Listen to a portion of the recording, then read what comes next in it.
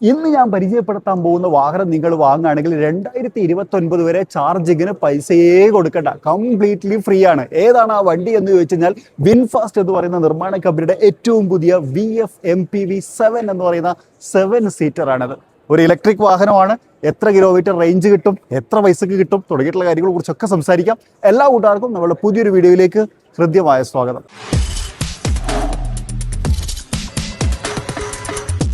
ഫ്രണ്ടിൽ നിന്ന് നോക്കുന്ന സമയത്ത് നേരത്തെ നമ്മൾ കണ്ട VF7 VF6 പോലെ ഒക്കെ തന്നെയാണ് ആ ഒരു പരസ്പരം കണക്റ്റിംഗ് ലാമ്പ്. അത് ഇങ്ങോട്ട് വരുന്ന സമയത്ത് പോലെ, അതായത് VN ആണ് ആക്ച്വലി വിൻഫാസ്റ്റിന്റെ ലോഗോ. അതിലേക്ക് ഇതിങ്ങനെ മിങ്കിൾ ചെയ്ത് നിൽക്കുന്നത് കാണാൻ നല്ല ഭംഗിയാണ്. ക്ലോസർ ആയിട്ടുള്ള ഒരു ഫ്രണ്ട് ഭാഗമാണ്. പ്രത്യേകിച്ച് പറയാനുള്ളത് ഈ എയർ ഡാം യൂണിറ്റ് ഫ്രണ്ടിലുണ്ട്. അതൊരു പ്ലാസ്റ്റിക് എലമെന്റിനകത്താണ് ഇത് മൊത്തത്തിൽ കൊടുത്തേക്കുന്നത് എന്നുള്ളൊരു ഹൈലൈറ്റ് ഉണ്ട്. ആ ലിപ്പും കാര്യങ്ങളൊക്കെ ഒരു പ്ലാസ്റ്റിക് ബമ്പർ യൂണിറ്റും കാര്യങ്ങളൊക്കെ നമുക്ക് ഇവിടെ കാണാം. ഹെഡ് ലാമ്പ് യൂണിറ്റ് ഇവിടെ കാണാം. LED projector head lamp unit ആണ് വന്നിട്ടുള്ളത്. ഈ ഒരു പോർഷൻ ഇത് ആക്ച്വലി ഇൻഡിക്കേറ്റർ ആയിട്ടും വർക്ക് ചെയ്യും, മൾട്ടി ഫംഗ്ഷനിങ് ആയിട്ടാണ് കൊടുത്തേക്കണം എന്നുള്ളതാണ്. ഫ്രണ്ട് ഭാഗം ഭയങ്കര മിനിമലിസ്റ്റിക്. ഇത് ശരിക്കും പറഞ്ഞാൽ ഫ്രണ്ട് ഭാഗം മാത്രമല്ല, വണ്ടി മൊത്തം ഭയങ്കര മിനിമലിസ്റ്റിക് ആണ്. ബട്ടൺസിന്റെ കാര്യങ്ങൾ പറയുകയാണെങ്കിലും ഫ്രണ്ടിലത്തെ ഡിസൈനിന്റെ കാര്യങ്ങൾ പറയുകയാണെങ്കിലും ഒക്കെ അത് നിങ്ങൾക്ക് വഴിയെ മനസ്സിലാവും. സൈഡ് പ്രൊഫൈൽ അത്യാവശ്യം മാസീവ് ആയിട്ടുള്ള ഒരു പ്രൊഫൈൽ പോലെ നമുക്ക് ഫീൽ ചെയ്യുന്നുണ്ട്. പക്ഷെ അത് ഉപയോഗിക്കാൻ ഭയങ്കര സുഖമാണെന്ന് ഉപയോഗിച്ച ആൾക്കാർ പറഞ്ഞിട്ടുണ്ടായിരുന്നു. സോ അത് നമുക്ക് നോക്കാം. ഡ്രൈവ് ചെയ്യാൻ ഒരു അവസരം കിട്ടുന്ന സമയത്ത് വീലിലേക്ക് വരുന്ന സമയത്ത് 19 ഇഞ്ച് വീലുകളാണ് കൊടുത്തേക്കുന്നത്. അത് ഫുള്ളി ക്ലോസർ ആണ്. ഒരു എയറോ ഡൈനാമിക്സിന്റെ ഭാഗമായിട്ടും അതുപോലെ തന്നെ ആ ഒരു ഡ്രാഗ് കോയിഫിഷ്യന്റ് കുറക്കുക, അങ്ങനത്തെ ഉദ്ദേശത്തിന് പുറത്താണ് കൊടുത്തേക്കുന്നത്. ഇത് ചാർജിങ് പോർട്ട് ഇവിടെയാണ് വരുന്നത്. 10 to 80% 30 മിനിറ്റ് കൊണ്ട് ചാർജ് ചെയ്തെടുക്കാൻ പറ്റും എന്നുള്ളതാണ് ഫാസ്റ്റ് ചാർജർ ഉപയോഗിച്ചിട്ടോ. ഓക്കെ, ഇവിടെ വന്നാൽ സൈഡ് വ്യൂ മിറർ കാണാം. ഇതിനകത്ത് 360 ഡിഗ്രി ക്യാമറ വ്യൂ കൊടുത്തിട്ടുണ്ട്. ഇൻഡിക്കേറ്റേഴ്സും കാര്യങ്ങളൊക്കെ കാണാം. റിക്കോ സെൻസറും കാര്യങ്ങളൊക്കെ വന്നിട്ട് അതുപോലെ ഇവിടെ നമുക്കൊരു ക്രോം ലൈനിങ് കാണാം. ഇത് ഈ ഒരു ഇതിനെ മൊത്തം ഇങ്ങനെ കവർ ചെയ്ത് നിൽക്കുന്ന തരത്തിലാണ് കൊടുത്തേക്കുന്നത്. അല്ല ഈ ഭാഗത്തേക്ക് വരുന്ന സമയത്ത് കൊള്ളാല്ലേ. അതുപോലെ തന്നെ ഗ്ലാസിന്റെ ഏരിയ ഒക്കെ വലുതാണ്. അത്യാവശ്യം നല്ല വിസിബിലിറ്റി കിട്ടാൻ അത് സഹായിക്കും. ഇനി റിയർ പ്രൊഫൈലിലേക്ക് വരാം. ഫ്രണ്ടിൽ നമ്മൾ കണ്ട പോലെ തന്നെയുള്ള ആ ഒരു ലാമ്പ് യൂണിറ്റ് ഇവിടെയും കാണാം. അത് ആ DRL പോലെ തന്നെയാണ്. ഇങ്ങോട്ട് വരുന്ന സമയത്ത് ഇൻഡിക്കേറ്റർ വർക്ക് ചെയ്യും. അതുപോലെ തന്നെ V എന്ന് പറയുന്ന ആ ഒരു V ലോഗോയിലേക്ക് അത് പരസ്പരം കണക്ട് ആയിട്ട് നിൽക്കുന്നു. വലിയ വിൻഫാസ്റ്റ് ലെറ്ററിങ്, അതുപോലെ തന്നെ ബാഡ്ജിങ്, ഇതൊക്കെ ശരിക്കും പറഞ്ഞാൽ വലിയ ലെറ്റേഴ്സ് ആണ്. സാധാരണ നമ്മൾ കാണുന്ന പോലെ ചെറുതല്ല, ഭയങ്കര ബൾക്കി ഫീൽ കൊടുക്കുന്നുണ്ട്. താഴ്ഭാഗത്ത് ബമ്പർ അഗെയിൻ അത് പ്ലാസ്റ്റിക് ആയിട്ടാണ് കൊടുത്തേക്കുന്നത്. ഇതൊരു ഡിസൈൻ എലമെന്റ് നല്ല രസമുണ്ട്. ശരിക്കും പറഞ്ഞാൽ ആ ഒരു എയർ വെന്റ് പോലെയൊക്കെ ഉള്ള ഒരു പാറ്റേൺ ആണ്, but little different. Wiper unit കൊടുത്തിട്ടുണ്ട്. Defogger lines, integrated spoilers, shark fin antenna തുടങ്ങിയിട്ടുള്ള കാര്യങ്ങൾ നമുക്ക് അവിടെ കാണാം. ഇനി ബൂട്ട് ഓപ്പണിംഗ് മാനുവൽ ഓപ്പറേഷൻ ആണ്. ഇലക്ട്രിക് ടെയിൽ ഗേറ്റിംഗ് സിസ്റ്റം കൊടുത്തിട്ടില്ല. 160 ലിറ്റർ ആണ് ബൂട്ട് കപ്പാസിറ്റി വരുന്നത്. എക്സ്റ്റെൻഡ് ചെയ്ത് കഴിഞ്ഞാൽ 1240 വരെ ഇത് പോകും എന്നുള്ളതാണ്. ഈ താഴ്ഭാഗത്ത് നമ്മളെ സ്പെയറിന്റെ ടൂൾ കിറ്റും കാര്യങ്ങളൊക്കെ കീപ്പ് ചെയ്യാനുള്ള ഒരു ഭാഗം കൊടുത്തിട്ടുണ്ട്. ഫസ്റ്റ് എയ്ഡ് ബോക്സും അതിനകത്താണ്. ഒരു 12 വോൾട്ട് ചാർജിങ് സോക്കറ്റ് കൊടുത്തിട്ടുണ്ട്. ആ ലൈറ്റും കാര്യങ്ങളൊക്കെ വൈറ്റ് ആണ്, എനിക്കത് ഇഷ്ടപ്പെട്ടു. ക്ലോസ് ചെയ്യാനുള്ള ഒരു ഏരിയ ഇവിടെ കൊടുത്തിട്ടുണ്ട്. സോ ബട്ടണും കാര്യങ്ങളൊന്നുമില്ല, കുറച്ച് നോർമലാണ്. പക്ഷേ ഇവിടെ ഒരു സാധനം ഞാൻ ശ്രദ്ധിച്ചു വെച്ചാൽ ഈ ബട്ടൺ മേല് കാറിനെ കൊടുത്തേക്കണ്. ഇത് നമ്മൾ ലോക്ക് ആൻഡ് ലോക്ക് ഇല്ല, ഇത് വേണ്ട കാറിന്റെ ഇത്ര ഇതങ്ങനെ എല്ലാവരും കൊടുക്കാത്ത ഒരു സാധനമാണ്. Nice detailing. പക്ഷേ വേണമെങ്കിൽ ഒരു ഇലക്ട്രിക് ടെയിൽ ഗേറ്റിംഗ് കൊടുക്കായിരുന്നു എന്ന് എനിക്ക് തോന്നി. Personal ചോയ്സാണ്, personal ഒപ്പീനിയനാണ്. ഇന്റീരിയറിലേക്ക് പോകുന്നതിന് മുമ്പ് നമ്മുടെ ഇൻവോൾവ് ഒന്ന് വാങ്ങാത്ത സുഹൃത്തുക്കളോടൊക്കെ ഞാനിതൊന്ന് വാങ്ങാൻ വേണ്ടി ഉപദേശിക്കുകയാണ്. കാരണം എന്താ വെച്ച് കഴിഞ്ഞാൽ കഴിഞ്ഞ കുറച്ച് കാലമായിട്ട് നമ്മൾ പരിചയപ്പെടുത്തിക്കൊണ്ടിരിക്കുന്നത്, എനിക്ക് തോന്നുന്നു ഏറെക്കുറെ 2 വർഷത്തോളമായി നമ്മളിത് പരിചയപ്പെടുത്താൻ തുടങ്ങിയിട്ട്.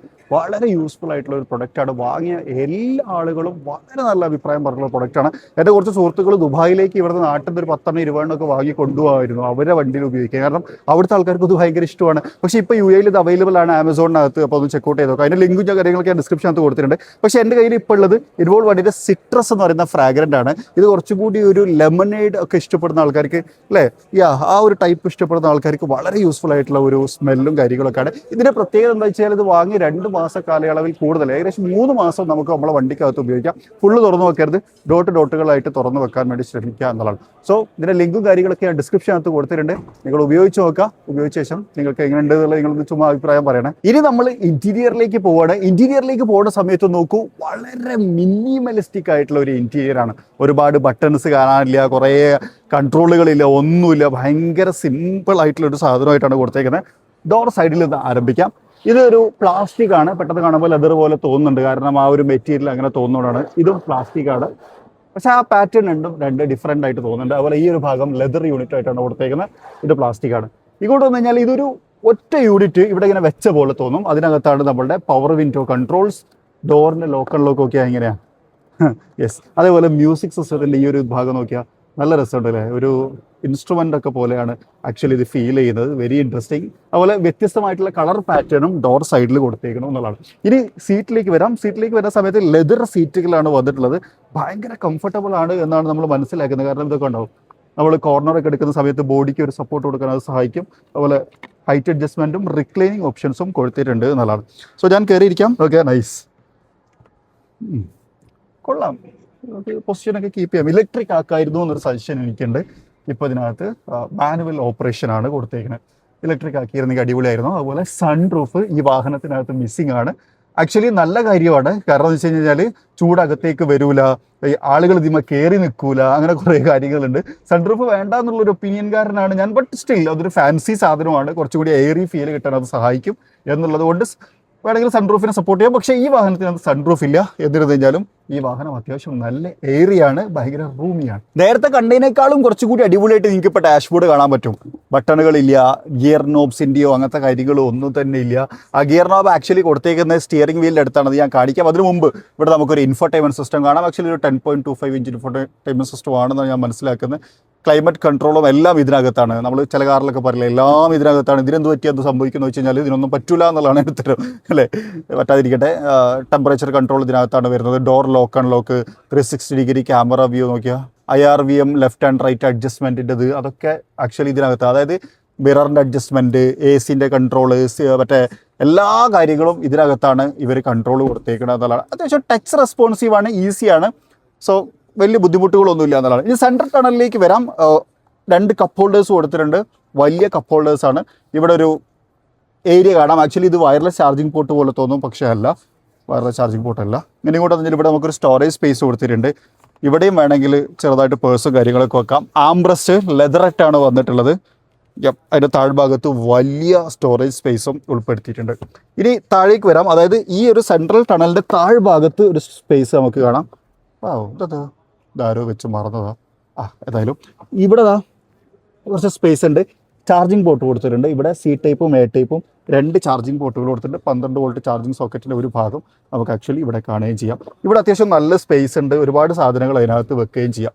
AC വെൻ്റൊക്കെ നോക്കിയാൽ ഭയങ്കര സിമ്പിൾ ആൻഡ് എലഗൻറ്റ് സാധനമല്ലേ. ഡാഷ്ബോർഡൊക്കെ കാണാൻ നല്ല നീറ്റാണ്. പ്ലാസ്റ്റിക് ആണ് ഫുള്ളി കൊടുത്തേക്കണേ. ഈ AC വെൻ്റ് കുറച്ച് പുറത്തേക്ക് തള്ളി നിൽക്കുന്ന പോലെയുണ്ട്.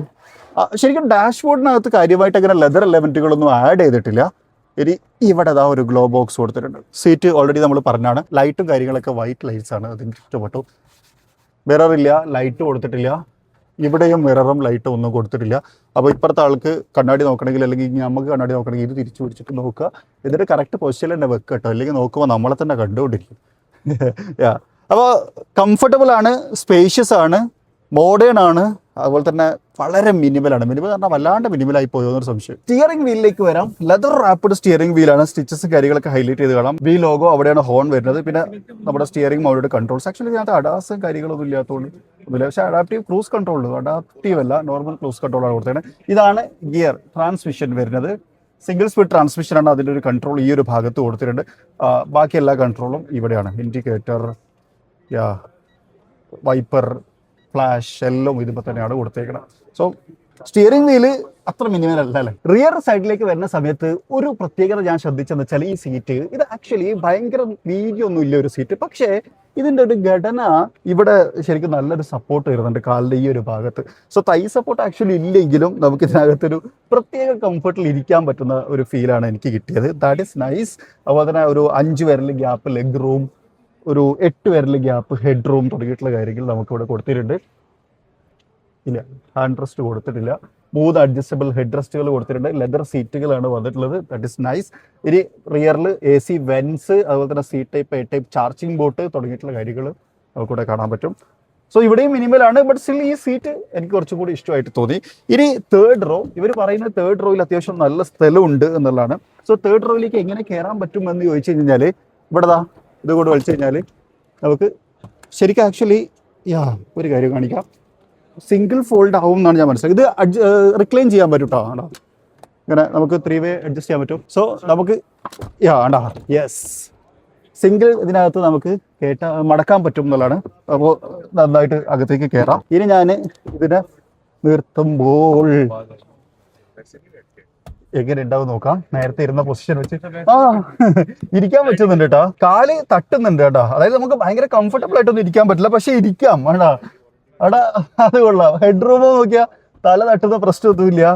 നൈസ്. അപ്പൊ വലിയ ആൾക്കാർക്ക് ആക്ച്വലി ഇരിക്കാം. ഇപ്പൊ ഞാൻ 6 അടി നീളമുള്ള ആളാണ്. എനിക്ക് കാല് തട്ടുന്ന പ്രശ്നമാണെങ്കിൽ എന്റെ അത്ര നീളമില്ലാത്ത ആൾക്കാർക്ക് ഒരിക്കലും കാല് തട്ടുമില്ല. സോ തേർഡ് റോ കൊള്ളാം, എനിക്ക് ഇഷ്ടപ്പെട്ടു. സോ ബാക്കിലേക്ക് വരുന്ന സമയത്ത് തേർഡ് റോ എനിക്ക് ഇഷ്ടപ്പെട്ടു. അതുപോലെ തന്നെ ആ സീറ്റിന്റെ ടെക്നോളജി ഉണ്ടല്ലോ, തൈ സപ്പോർട്ട് ഇട്ട, അതും എനിക്ക് ഇഷ്ടപ്പെട്ടു. ഇനി ഞാനിതിന്റെ ബോണറ്റ് ഓപ്പൺ ചെയ്തൊന്ന് കാണിക്കാം. അതിനു മുമ്പ് ഇവർ കുറച്ച് കണക്കുകൾ പറഞ്ഞിട്ടുണ്ട്, അത് ഞാനൊന്ന് വായിക്കാം. അത് വലിയൊരു ലിസ്റ്റാണ്. അതായത് 3 ഇയർ ഫ്രീ മെയിൻ്റനൻസ് ഈ വാഹനത്തിനകത്തുണ്ട്. 5 വർഷത്തിന് സസ്പെൻഷൻ വാറണ്ടി കൊടുക്കുന്നു. 10 വർഷത്തേക്ക് ബാറ്ററി വാറണ്ടി ഉണ്ട്. 7 വർഷത്തേക്ക് പെയിന്റ് വാറണ്ടി കൊടുത്തിട്ടുണ്ട്. 7 ഇയേഴ്സിന് വെഹിക്കിൾ മൊത്തത്തിൽ വാറണ്ടി ഉണ്ട്.